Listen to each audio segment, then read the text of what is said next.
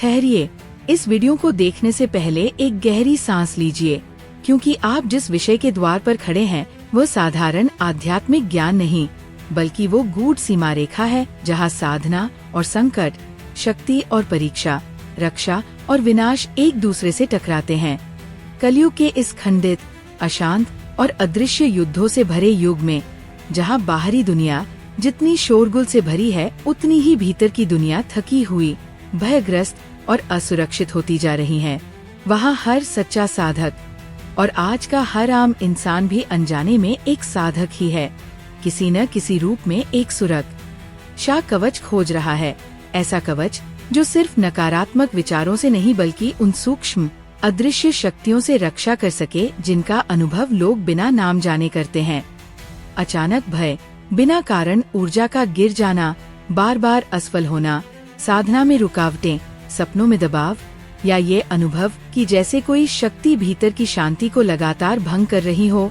और यहीं से प्रवेश होता है उस विषय का जिसे शास्त्रों में फुसफुसाकर बताया गया, गुरु परंपरा में सीमित रखा गया और सामान्य जन से दूर, जिसे कहा जाता है निषिद्ध बंधन मंत्र या अत्यंत गुप्त रक्षा कवच। एक ऐसा रक्षात्मक अस्त्र जिसे अस्त्र बंधन कहा गया, जो न तो भक्ति के लिए है और न ही शांति के लिए, बल्कि शुद्ध रक्षा और नियंत्रण के लिए। और यही कारण है कि इसे सदियों तक नवसाधकों से छिपाकर रखा गया। इस वीडियो में मैं आपको कोई मंत्र नहीं देने वाला, कोई विधि नहीं बताने वाला, बल्कि उस चेतावनी, उस संरचना और उस सत्य को खोलने वाला हूँ, जिसे समझे बिना इस विषय को जानना भी जोखिम भरा हो सकता है, क्योंकि ये वही क्षेत्र है जहाँ आधा ज्ञान सबसे बड़ा खतरा बन जाता है। इसे समझने के लिए एक कहानी से शुरुआत करते हैं। कल्पना कीजिए एक व्यक्ति की, बिल्कुल आम, नौकरी करता है, परिवार है, पूजा पाठ करता है, ध्यान में रुचि है, YouTube पर आध्यात्मिक वीडियो देखता है और धीरे धीरे उसे लगने लगता है कि साधना बढ़ाने से समस्याएं कम होने की बजाय बढ़ रही हैं। मन अशांत है, नींद टूट रही है, ध्यान में डर आ रहा है और भीतर एक अजीब सी बेचैनी घर कर रही है। वो सोचता है कि शायद उसे और शक्ति चाहिए और यहीं से वह गुप्त, उग्र साधनाओं की ओर आकर्षित होता है, बिना ये समझे कि हर शक्ति रक्षा नहीं देती। कुछ शक्तियाँ पहले परीक्षा लेती हैं। शास्त्र इसे ही आस्ट्रल परीक्षा कहते हैं, जहाँ साधक की नियत, स्थिरता और शुद्धता को परखा जाता है। और इसी संदर्भ में रक्षा कवच और बंधन मंत्रों का उल्लेख आता है। ये मंत्र किसी शत्रु को हराने के लिए नहीं, बल्कि साधक को उस स्थिति में सुरक्षित रखने के लिए होते हैं जब वह ऐसे स्तर पर प्रवेश कर चुका हो जहाँ साधारण मानसिक सुरक्षा काम नहीं करती। लेकिन समस्या यही शुरू होती है। आज के कलयुग में जब जानकारी आसानी से मिल जाती है, लोग समझ लेते हैं कि पढ़ लेना ही पात्रता है, जबकि तांत्रिक शास्त्र स्पष्ट कहते हैं कि पात्रता ज्ञान से नहीं, स्थिति से आती है। ये बंधन मंत्र, जिसे लोग फॉरबिडन कहते हैं, वास्तव में इसलिए निषिद्ध है क्योंकि ये अत्यंत सघन शक्ति पर काम करता है।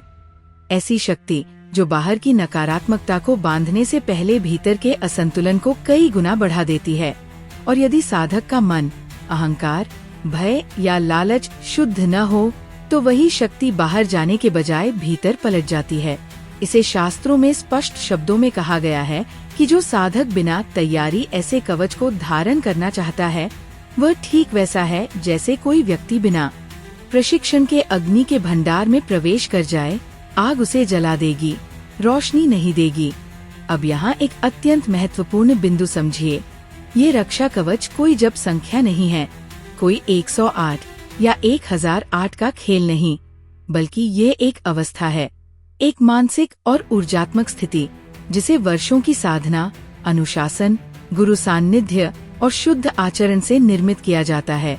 गुरु परंपरा में कहा गया है कि ऐसे मंत्रों का सक्रियकरण केवल शब्दों से नहीं, बल्कि गुरु की चेतना से होता है, और बिना उस चेतना के मंत्र मृत नहीं बल्कि विकृत हो जाता है। इसी कारण शास्त्र चेतावनी देते हैं कि गलत समय पर की गई उग्र रक्षा साधना न केवल रक्षा नहीं देती, बल्कि साधक को वही आकर्षित कर देती है जिससे वह बचना चाहता है। भय, आक्रमण, मानसिक विघटन, अब इस पूरे विषय को आधुनिक भाषा में समझें। आज की दुनिया में हम मानसिक रूप से पहले से ही ओवरलोड हैं, और जब कोई व्यक्ति अपने भीतर की अस्थिरता को बाहरी नकारात्मक शक्तियों का नाम देकर उनसे लड़ने की कोशिश करता है, तो वो लड़ाई बाहर नहीं, भीतर शुरू हो जाती है। और यही वह बिंदु है जहाँ ये निषिद्ध कवच खतरनाक बन जाता है।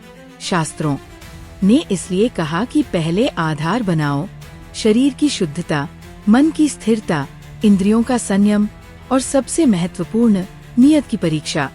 क्या तुम रक्षा चाहते हो या नियंत्रण? क्या तुम सुरक्षित होना चाहते हो या शक्तिशाली दिखना? क्योंकि यह मंत्र पहले इस प्रश्न का उत्तर मांगता है। अब धीरे धीरे इस वीडियो के अंतिम भाग की ओर बढ़ते हुए मैं आपको एक गहरे निष्कर्ष की ओर ले जाना चाहता हूँ, और यही निष्कर्ष असली दीक्षा है।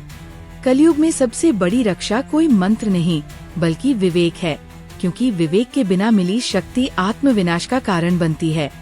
जो साधक वास्तव में तैयार होता है उसके लिए रक्षा कवच बाहर से नहीं आता बल्कि भीतर से स्वतः निर्मित हो जाता है, और जो अभी उस स्थिति में नहीं है उसके लिए सबसे बड़ा कवच है धैर्य, सरल साधना और सही मार्गदर्शन।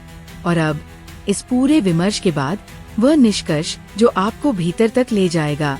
अगर आपने इस वीडियो में कही गई किसी भी बात में अपने जीवन की झलक देखी है, अगर आपको लगा कि आप भी कहीं न कहीं जल्दी शक्ति की ओर आकर्षित हो रहे हैं, तो ये वीडियो आपको रोकने नहीं बल्कि सही दिशा में मोड़ने आया है। क्योंकि शास्त्रों का उद्देश्य डर पैदा करना नहीं बल्कि पतन से बचाना है। याद रखिए, हर अस्त्र से पहले कवच आता है और हर कवच से पहले पात्रता।